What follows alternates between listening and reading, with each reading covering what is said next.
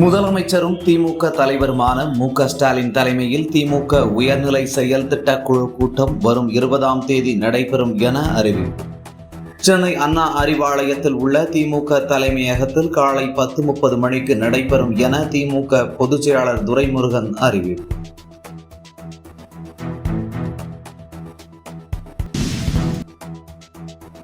குற்றம் சாட்டப்பட்டவர்களின் வீடுகளை இடிப்பது சட்டவிரோதம் என உச்சநீதிமன்றம் மீண்டும் கண்டிப்பு. அதிகாரிகள் தன்னிச்சையாக அதிகாரத்தை கையில் எடுக்கக்கூடாது என்றும் எச்சரிக்கை.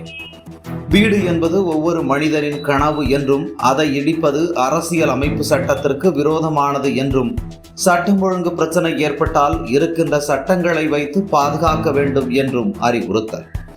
பாஜக ஆளும் உத்தரப்பிரதேச மாநிலத்தில் குற்றம் சாட்டப்பட்டவர்கள் சிலர் தங்கள் வீடுகள் புல்டோசர்கள் கொண்டு இடிக்கப்படுவதாக தொடர்ந்த வழக்கில் உச்சநீதிமன்றம் அதிரடி.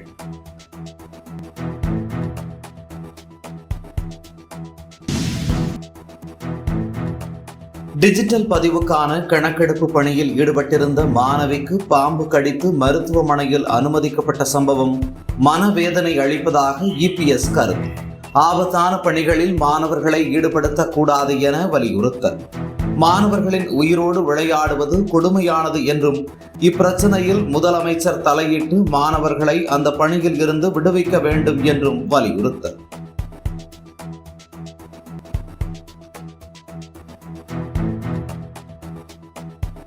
திருவண்ணாமலை மாவட்டம் செங்கம் பகுதியில் வேளாண் சாகுபடி நில விவரங்கள் குறித்த டிஜிட்டல் பதிவிற்கு கணக்கெடுப்பு பணியில் ஈடுபட்டிருந்த மாணவிகள் பாம்பு பூச்சி கடித்து திருவண்ணாமலை அரசு மருத்துவமனையில் சேர்க்கப்பட்ட சம்பவம்.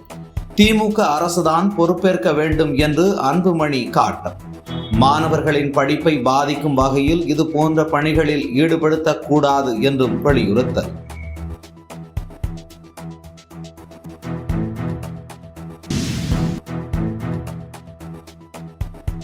ஜார்க்கண்ட் சட்டப்பேரவை தேர்தலில் மக்கள் முழு ஆர்வத்துடன் வாக்களிக்க வேண்டும் என பிரதமர் நரேந்திர மோடி வேண்டுகோள்.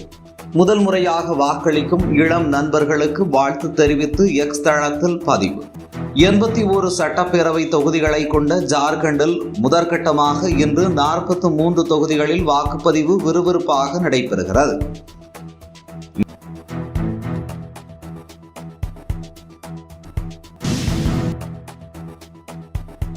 தெலங்கானாவில் பெத்தப்பள்ளி மாவட்டத்தில் சரக்கு ரயில் தடம் புரண்டு ஏற்பட்ட விபத்தின் காரணமாக ரயில் சேவைகள் கடும் பாதிப்பு. 20 பயணிகள் ரயில் நிறுத்தம். 10க்கும் மேற்பட்ட ரயில்கள் திருப்பிவிடப்பட்டன. மதுரை முதல் நிஜாமுதீன், பெத்தப்பள்ளி முதல் நிஜாமுதீன் உள்ளிட்ட ரயில்கள் திருப்பிவிடப்பட்டன. இந்தியா அளவில் அதிக ரயில் விபத்துக்கள் ஏற்படுவதால் பொதுமக்கள் கடும் அதிருப்தி.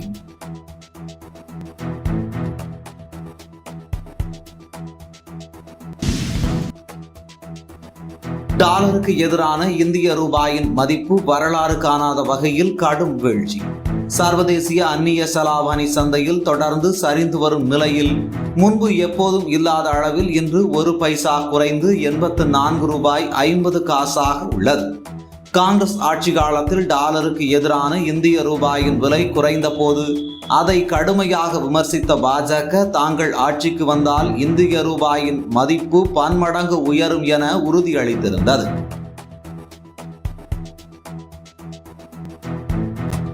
மை இந்தியா 24/7 முக்கிய செய்திகளை உடனுக்குடன் தெரிந்து கொள்ள உடனே சப்ஸ்கிரைப் பண்ணுங்க, பெல் பட்டனை பிரஸ் பண்ணுங்க. என்றும் உங்களுடன் மை இந்தியா.